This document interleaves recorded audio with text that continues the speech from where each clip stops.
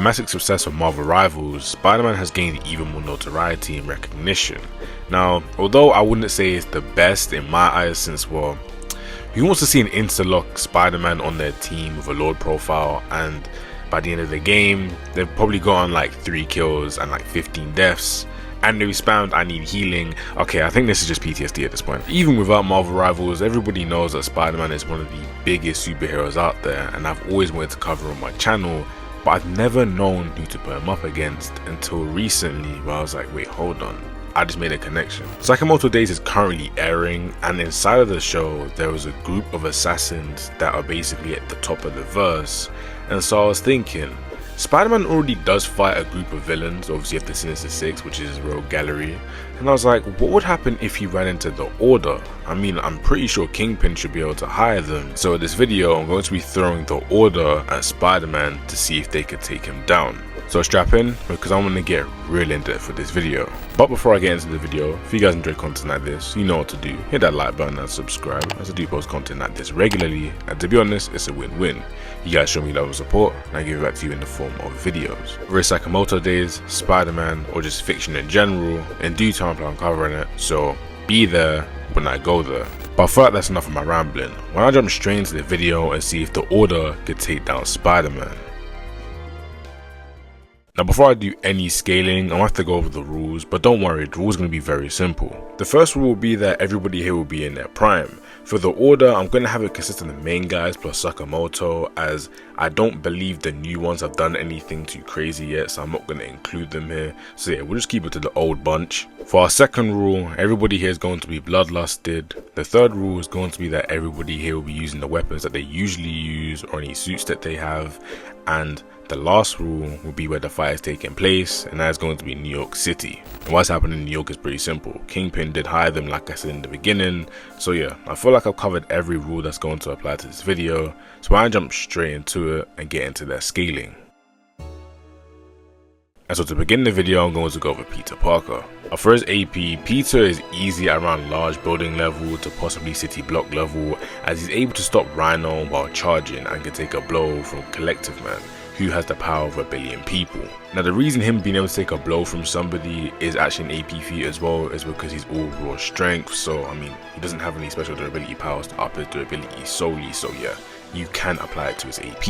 Now you could make the argument that his hand did hurt after punching Collective Man, but as we all know, Peter does like holding back, and he does take a punch from him literally right after it, and he's fine, so I doubt there's anything there. It's just probably him holding back and just him making a joke. Now throughout the years, it was basically inevitable for outliers to appear when it comes down to his strength. I mean, with him being able to damage the Hulk on one occasion, and then later not being able to scratch him in the slightest when he wasn't even holding back and was just wailing on him, I mean, that's a pretty clear-cut case of it just being a straight up outlier back in the day. But with him being able to wail on the Hulk, we're actually able to take something away from this, and it does support what I said earlier about Peter joking when he obviously hit Collective Man.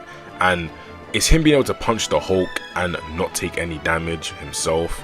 And so it's like, why would he be able to punch the Hulk and not take any damage, but punch Collective Man of all people and then take damage? I mean, put 2 and 2 together. Obviously he was joking in that moment, so yeah, he should be around city block levels in terms of AP. Next up is his speed, and Peter should be faster than light, as he's easily able to dodge multiple lasers at point blank range, and he does this on multiple occasions too. Now he does do this with the help of a special base hacks ability that he does have, but I'm going to explain that a little bit later. Next we have his durability, and as I said with his AP section, obviously it's all raw strength, so he should have city block levels in terms of AP. He's able to take a blow from Collective Man. To support his great durability, we have his endurance, and Peter in this stat is no slouch. He's able to fight for 12 hours straight without a break. Also able to take a severe amount of damage, can keep it pushing, like when the Vulture broke many of his ribs, or when a building fell on him and he was able to keep it up. Peter is a monster in this category, so don't expect him to go down anytime soon. Up next we have his battle IQ, and Peter is a genius in this category. Regularly, Peter is a scientist, so yes, his regular intelligence is extremely high enough to be argued as one of the smartest people inside of Marvel, but his battle IQ is no different, as he's definitely up there with people like Wolverine, who people often put him up against, and people like Deadpool, Captain America, and Black Panther are also in that discussion as well, and Captain America did actually tutor him for a small period of time. Peter was also tutored by Shang-Chi, who did teach him the way of the spider, so yeah, Peter does have an extremely high battle IQ, and there's no slouch in this category. And so moving on, we have his last section, and that's his hacks, and this is definitely going to be the longest section, so strap in. Now Peter's abilities are pretty well known, so I'm going to start off with the ones that are lesser known, like his Mark IV suit. The suit is extremely impressive as it has its sensors, x-ray vision, it can scan people to detect where they are hurt, it has webware / shooters that we're all familiar with that can obviously stop Iron Man's repulsor blasts, bind up all of his rogue gallery, and more. He also has explosive spider tracers that are so strong enough that it can stop the Rhino. It has sonic disruptors that can harm you through his web shooters, acid weapon, enhanced strength, extra durability, and a stealth mode. It does have more things, but I'll add them if they are needed inside the fight, as I don't believe they are needed, so I won't add them here now, but obviously as I just said, I'll add them in the fight if they are really needed. Now aside from his suit, he is extremely flexible and can be in any position without having his equilibrium thrown off, meaning he can balance basically everywhere and he'll be fine, so being able to stun him is going to be extremely hard. Also increases strength depending on the situation, as his stress factor allows him to gain even more strength depending on the situation, whether he's obviously mad or upset. Lastly, we have his Spidey sense, and I'm pretty sure everybody knows what it does, but if you don't know what it does, it basically gives him precognition and allows him to sense things around him, and obviously if things have ill intent and whatnot, he's able to sense it. So yeah, this ability is extremely busted, and it does help him in the speed category drastically. Now he does have a plethora of other abilities that could be used throughout the fight, but I want to keep it here as I don't think there's a need for me to add them here. So that being said, why don't I move into the order? Now for the order, just like with my Admirals vs the Espada video, I'm going to cover where the weakest of the order members should be and then where the strongest are going to be at for each category. Now to begin, we're going to go over the AP, and it should be around large building level to city block level in terms of AP, as Takamura is able to do this, and for their large building level feat, we also have Takamura being able to destroy a piece of the Tokyo Museum. The reason I'm able to say the weaker members should be equal to the large building level feat is because Sakamoto was fighting against Takamura, and this Sakamoto should be around their power level, so yeah, I'm gonna say that they should obviously be able to do this feat and replicate the feat, so yeah, that's why I'm gonna put the weaker members at around large building level, while the stronger ones are going to be at around city block level in terms of AP. And so moving on, we have the order's most contentious stat, and that's their speed. Now Nagamo and Sakamoto go up against Kendaku, who wears light speed shoes, and yes, it is light speed. I mean, there are objects inside of Sakamoto days that use light, and obviously we've seen them be used before, so I don't know why this is just out of the blue. And as we know, both of them are able to react to him. Sakamoto way better than Nagamo, and even Nagamo himself says, yeah, I'm basically tapped out, and Sakamoto and Ako should be able to take it from here. So yeah, we do know that even before their prime, they should be able to react to it. Obviously Sakamoto better than Nagamo, but obviously as time goes on they get stronger, so I would definitely say that at bare minimum some of them are going to be FTL, while some of them could be sub-relativistic. Like people like Hyo should be around sub-relativistic, as I do believe that he should be around Team Nagamo in terms of overall speed, but in general they should all be around light speed, as I don't think any of them should be drastically slower than Nagamo, Sakamoto and Ako when they were teens. I mean, they're the order, they should be at least stronger than them. So as I said before, Sakamoto has gone up against people with light based weapons, and obviously he's been able to dodge their attacks, so I don't think this scaling is too contentious, but obviously if you want to make it contentious then go on, but I'm still going to use it. Following up on their speed, we have their durability, and since all of them rely solely on their raw strength, we can say that it's equal to their AP, so they're either large building level or just city block level. They have their endurance, and these guys have all had crazy scenes where their endurance has been put on full display, but at the bare minimum, all of them have been trained to fight for prolonged periods of time, even if they're meant to be assassins, and can take large sums of damage and get back up over and over again.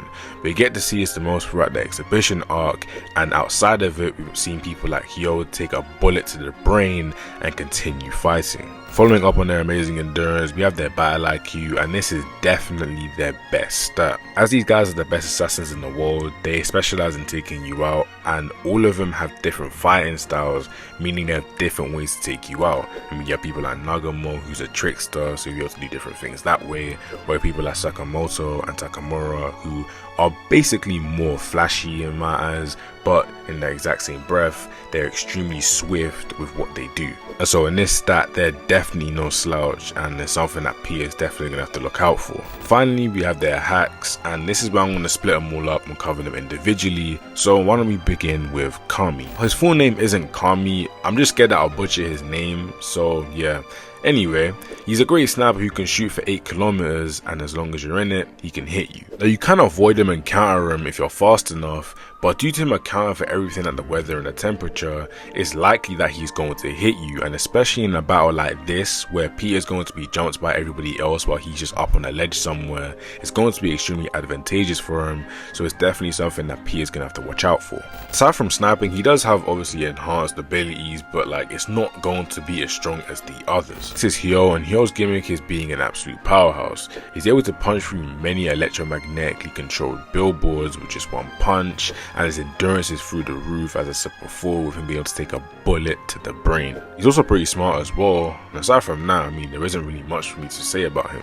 He's just got the gimmick of being extremely strong, and he has his brass knuckles, I mean, if you want to include that as well. But yeah, he's just extremely strong and pretty smart in battle. Next is Osaragi, and she doesn't have any special abilities per se, but we do know that she's an overall beast and comparable with the rest. Her main weapon is a suitcase that has a buzzsaw with it, so she's extremely lethal. Moving on from her, we have Shishiba, and just like Osaragi, he doesn't have any special abilities that the rest don't have, but his main weapons are claw hammers that are extremely lethal. Moving on, we have our favorite trickster, and that's Nagamo, and he's a master disguising himself. Man, woman, okay, I was about to say dog as well, but he can't. Okay, man, woman, he can do both. He's also resistant to telepathy, as Shin, who is able to read Sakamoto's brain, can't read his. The master has several weapons, as he has his multi-tool on him at all times, and one of those weapons can even turn invisible, so you can only imagine what the others do as well. It's really great to mention that all these guys can use guns really well as well. Just want to add that in here since I didn't add it for any of the other sections, so yeah. But anyway, moving on, we're going to go into Takamura. And Takamura's gimmick is literally just being a swordsman. Now, recently, or I don't know, I haven't really been too tapped into the Sakamoto Days community, so I may have missed it when it came out a couple months ago, but a stat sheet was released for this guy, and as you can see, he has infinite stats. The way I perceive it is that the more he fights, the stronger he gets, meaning he has a limitless ceiling, as Sakamoto does mention that since he's left the order, Takamura has gotten stronger. Now I do know that, if you fight more, you're obviously going to grow stronger. Everybody does. But Takamura is like 80, he's an old man, he should be falling off at a certain point, so yeah, I do believe that he just has an infinite ceiling, so he just can't, he's not gonna max out anywhere. Finally, we have Sakamoto, and his hacks aren't anything too crazy. I mean, he can transform into a slimmer version of himself, but the second hacks that he does have is going to be extremely useful for this fight. Sakamoto has the ability to turn anything around him into a weapon, and since this fight does take place in New York, this is going to be extremely helpful, and I think that's about it for him. That's really all his gimmicks. So with that being said, I feel like I've covered everything I need to cover with the order, so why don't I jump into the fight and see if the Order of Assassins can take down our favorite neighborhood, Spider-Man. Now on the surface, you'd think that Spider-Man would be able to deal with these guys pretty easily, but when you actually look at Spider-Man's concrete feats, not the outlier feats that everybody loves to spam, this fight is way closer than you guys think. And I do believe that this is probably going to be extremely hard for P to get over, but why don't I just probably simulate the fight and just tell you guys what would really happen. Now P are chilling, the Order's gonna roll up on him, and as they start fighting him, Kami's gonna start raining down bullets from wherever the hell he is. Now P is obviously gonna pick up on him, Spidey sense is gonna go haywire and whatnot, and he's gonna obviously pick up on where he is, and he's also gonna use his webs and stuff to obviously put down his bullets and whatnot while he's fighting the Order. Now one thing I do want to add is that even though they're close to him in terms of speed, even obviously the stronger ones are going to be close to him in speed, I do believe that his spidey sense is definitely going to be able to give him the edge and allow him to just maneuver the way how he always does around his opponents, and he's able to bind them up, do whatever he needs to do to obviously get to Kami, as in my opinion, I do believe that Kami is definitely going to be the most lethal one out of all of them, as he's somewhere where Peter just can't get to instantly and shut him down. He's going to be raining down bullets while Peter's getting attacked by people like Takamura, who's probably going to be slicing buildings in half and doing all that other shit, while you have people like Sakamoto, who's going to be in his face constantly. We also have people like Nagamo, who's going to be going around like trying to blend into the crowd, as this is going to be midday New York City, so you have all these different things that the Order can do to throw him off. But with his spidey sense, especially his spidey sense, and I don't know if the X-ray vision from his thing will be able to sort out Nagamo and whatnot, but even then, just the sheer amount of numbers on him, P is gonna have to move carefully, and once he takes out Kami, which I do believe he should be able to, it then gets into a fight where can the Order take down Spider-Man? And honestly, I do believe that Peter should be able to bind them up with his, obviously, his webs, should be able to use the explosives that he can use, obviously his spider traces and everything. And I think after a long period of fighting, I don't believe this fight is going to be quick at all. I think this is going to be probably one of the longer fights Peter's ever been in.